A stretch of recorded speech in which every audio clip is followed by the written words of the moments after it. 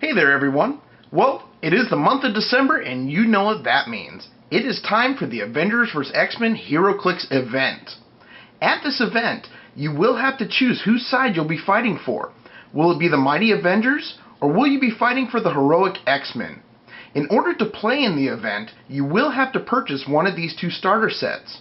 Also, make sure to check your local venue or hobby shop to see what format they will be conducting for month 1. In this video, we will be going over the Avengers set, and I will give you a little bit of backstory to get you ready for this epic battle. Here is the Avengers set, led by Captain America.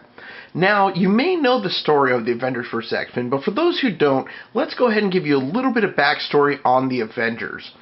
This story takes place sometime after the House of M, and if you remember from the House of M story, is where Scarlet Witch essentially goes insane and ends up changing the reality of the world.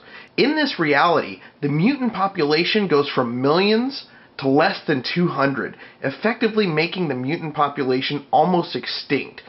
So now let's jump ahead to this time with the Avengers vs. X-Men storyline. This story starts off with the Avengers talking among each other on top of the Avengers Tower, when all of a sudden, something comes shooting out of the sky, hitting a plane in its path. The Avengers quickly spin to action. Thor uses his mighty hammer to save the falling plane. With the object still headed to the ground, it slams into a skyscraper and then collides with the ground. Miss Marvel gets there just in time to catch the falling building, while Spider-Man webs a net and saves all the falling people. As the smoke clears, the Avengers are shocked to see that the falling object is none other than their long-lost friend, Nova. As they attempt to help him, he tries to murmur and warn them that something is coming. The next day, Captain America and Iron Man go to debrief the President on their finding. They reveal that Tony has discovered an energy signature on Nova's uniform. This signature was none other than the Phoenix Force, and it was headed to Earth. During the debriefing, they were suddenly interrupted by a huge flash and alarms going off. Tony quickly realizes and tells Captain America that they had just detected the Phoenix Force on Earth. Shortly thereafter, Captain America decides to go visit an old friend of the X-Men, Wolverine. Knowing that he would know best on how to handle this situation in talking with the X-Men, especially Cyclops. There, he informs Wolverine of the situation and asks if he knows where the Phoenix Force will be headed. Wolverine explains to him that all mutant population knows exactly where this would be headed. It would be headed for Hope Summers. But Wolverine also quickly explains that Scott will have other plans for the Phoenix Force and will not easily be persuaded. So Captain America asks Wolverine for his help and decides to go confront Scott on the island home to the X-Men, Utopia. On that island, he explains to Scott his concerns with the Phoenix Force coming to Earth and asks him to hand Hope over into their protective custody, in which Scott argues that it's a mutant issue and pretty much tells Captain America to get off his island. But Captain America isn't leaving without her, and Scott knows this. So he quickly attacks Captain America, shooting him with a visor blast, knocking him away. Captain America quickly gets to his feet and calls for the Avengers to assemble, revealing that they have an airship and all the Avengers waiting to back him up, thus starting this big battle for the Avengers and the X-Men. So hopefully that gave you a little bit of a better understanding in the Avengers' role in this event. Will the Avengers be successful in saving the world against the Phoenix Force? We won't know until the end of this event. But for now, let's go ahead and jump into this unboxing and take a look at this starter set and see what it has to offer.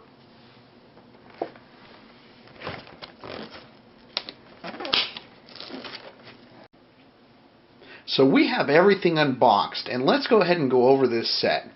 This set comes with everything you need for the event, but also everything you need to start playing Heroclix. You get your Heroclix 2013 Rulebook and 2013 Powers and Abilities card.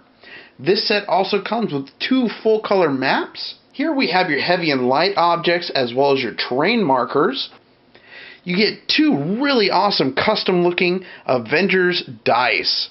And these are full size, no more of those little dice you get in the previous sets. This also comes with your 6 Avengers characters and their abilities cards, and I gotta say, these sculpts really look pretty nice. I'm really liking that Spider-Man and the Scarlet Witch the most out of all of them, but they all look really good. And I've saved the best for last.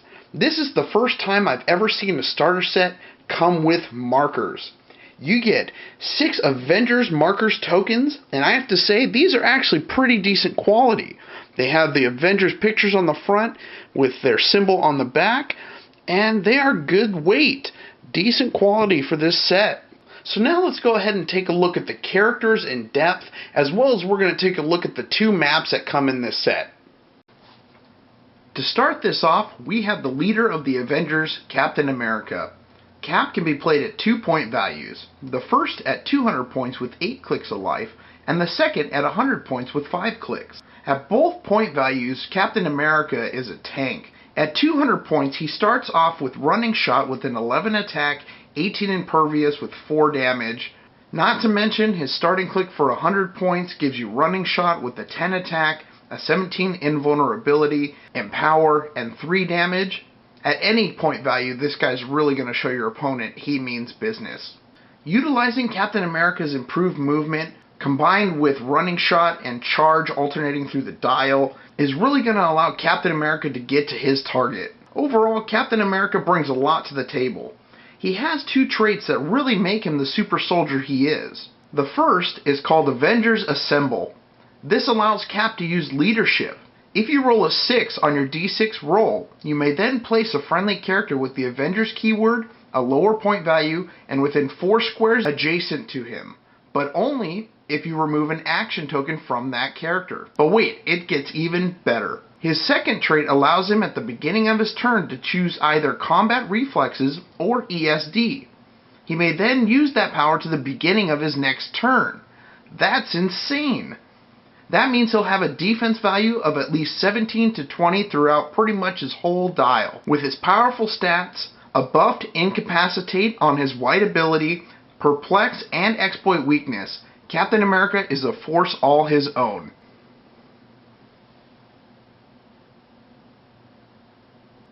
Next, we have Iron Man. He too can be played at 2-point values.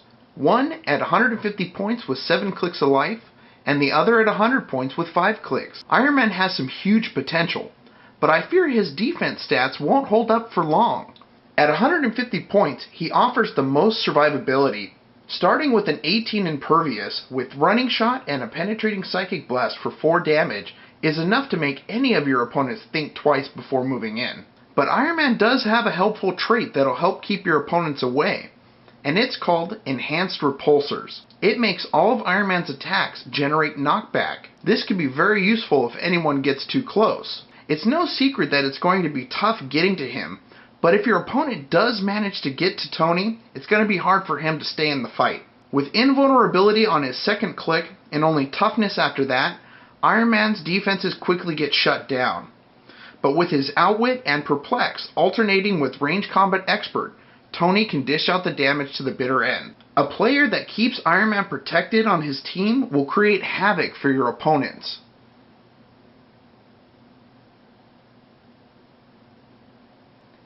And here we have Wolverine. He can be played at 3-point values. The first at 175 points with 10 clicks, the second is 125 points with 8 clicks, and the third at 75 points with 5 clicks. This Wolverine I feel is pretty accurate to the comic, and by that I'm referring to the fact that Wolverine is the cleanup crew. Sneaking around with his improved movement and striking when the time is right is his specialty. Wolverine has a full dial of Blades Claw Fang combined with Stealth, Charge, Flurry, and Exploit weakness. His overall attack values are really nothing to write home about, but when set up to make the final blow, Wolverine outshines them all. I find myself really looking to play him more at 125 points. Even with the addition of 1 click of Impervious and another click of Invulnerability, all for 175 points, he still feels a bit lacking. And at 75 points, I feel those points are better spent on other characters.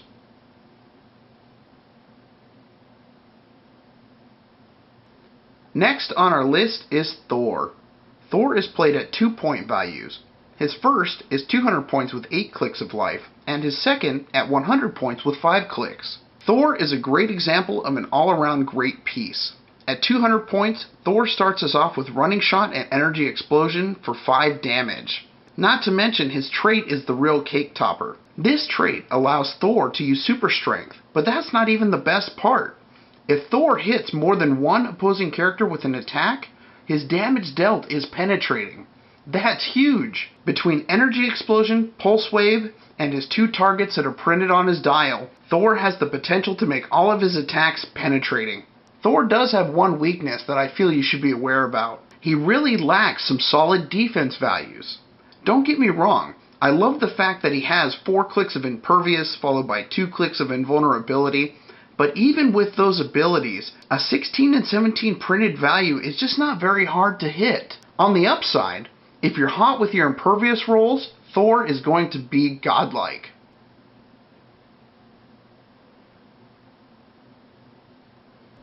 Here is your friendly neighborhood spider, SpiderMan. SpiderMan is played at 2 point values as well. One at 125 points with 7 clicks of life, and the other at 100 points with 5 clicks. This web slinger has all the moves, starting off with his improved movement, ignoring elevated and hindering terrains, as well as characters in outdoor blocking terrain, is everything that I would expect from Spider-Man.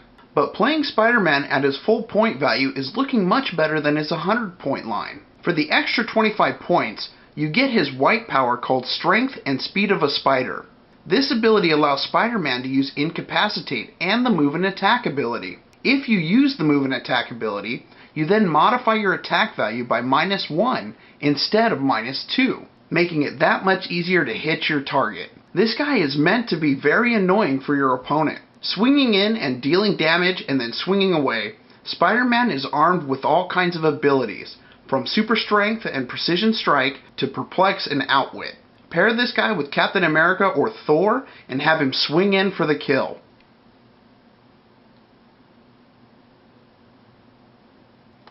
And for the last of our Avengers, we have the Scarlet Witch. She also has 2 point values, and I'm beginning to see a common theme here. Her first is at 150 points with 7 clicks of life, and her second is at 100 points with 5 clicks. This Scarlet Witch lives up to her reputation. She can deal damage when she needs to, and offers great support with plenty of probs and outwits. She is very strong at 150 points, but the additional 50 points for 2 clicks of penetrating Psychic Blast and only being able to use prob on those 2 clicks just isn't enough for me. If I happen to have extra points to use while building my teams, then I may think about using her at full point value. But I'm into getting a bang for my buck, and at 100 points, she shines. At 100 points, Scarlet Witch gets Phasing Teleport, Precision Strike, and 2 white abilities. The first of which is called Mystical Wards. This allows Scarlet Witch to use ESD, giving her an 18 defense, as well as it has its own built-in prob. If she is hit from a ranged attack, that roll is ignored and must be re-rolled. The new roll cannot be ignored. That is just an awesome defense, giving her that much more protection. Now her second is called Casting Spells, and the real reason why I like her 100 point dial that much more. This allows her to use Perplex, Prob, and Support. All the abilities you've come to expect from Scarlet Witch. Scarlet Witch is going to be a deadly force, being able to poke with Precision Strike and Penetrating Psychic Blast, as well as being able to heal and buff your team, not to mention taking away some of your opponent's abilities with that outwit. Oh, and speaking of taking powers away, Scarlet Witch has a trait called No More Mutants, and this is her most powerful spell. Scarlet Witch can use this once per game, and it states, give Scarlet Witch a double power action and choose a team ability. Any other character that can use that team ability must now roll a d6 that cannot be re-rolled. If the result is 1 through 5, that character cannot use the chosen team ability for the rest of the game. This ability is essentially simulating her power from the House of M storyline, where she took all of those mutants' powers away, now giving you the opportunity to do the same to your opponent. This could really put a wrench in your opponent's strategy and give you the upper hand. But something to remember is this ability also affects your team, so be careful on what you choose.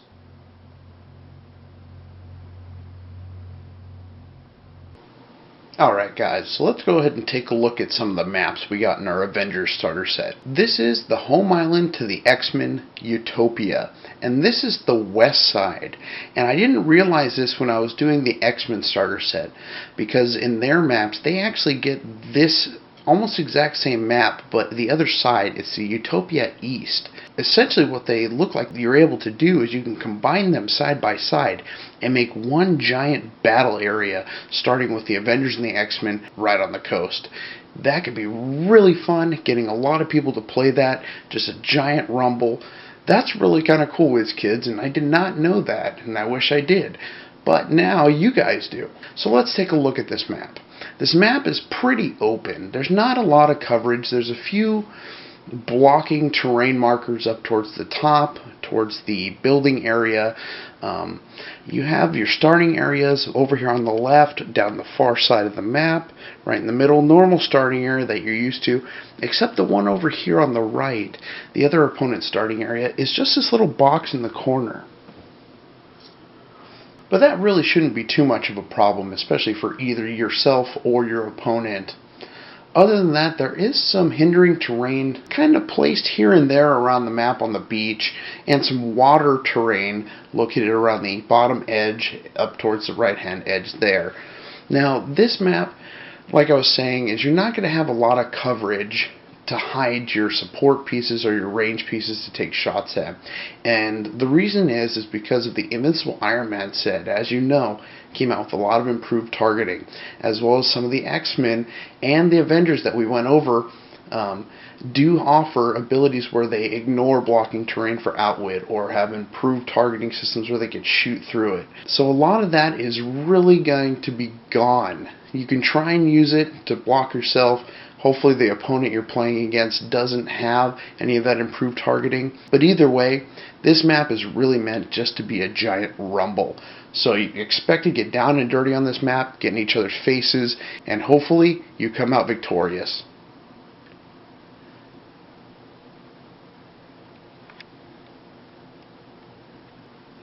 Here we have the second map for the Avengers set, and this is the Avengers Tower indoor map. And as you can see, there's a lot of elevated terrain in this map. You have an elevated terrain in each corner, as well as in the center, right in the middle of the room, you have an elevated terrain there as well. Starting areas on this map are fairly normal. You have one starting area over here on the left, like normal, and one on the right. Nothing really changed there, unlike the Utopia map that we looked at previously. Now there are some blocking terrain pillars. We have 4 pillars that are in the middle here. We have one pretty much in each corner, and that is really going to give you some line of sight issues unless you have improved targeting. Now for this map, I would personally like to have a team that's going to have some range here, putting them up on those elevated platforms to kind of gain control of that middle area and pick off anyone that's going to come down towards that lower area. As well as having a tanky piece to really get in there and kind of bait people out and really make people pay if they do end up coming after you. Someone like Iron Man from the Invincible Iron Man set that has the improved targeting would do really well on this map. Being able to get up on that elevated terrain and still snipe people from across the way, trying to hide behind that blocking terrain, is really going to put a damper on your opponent's day.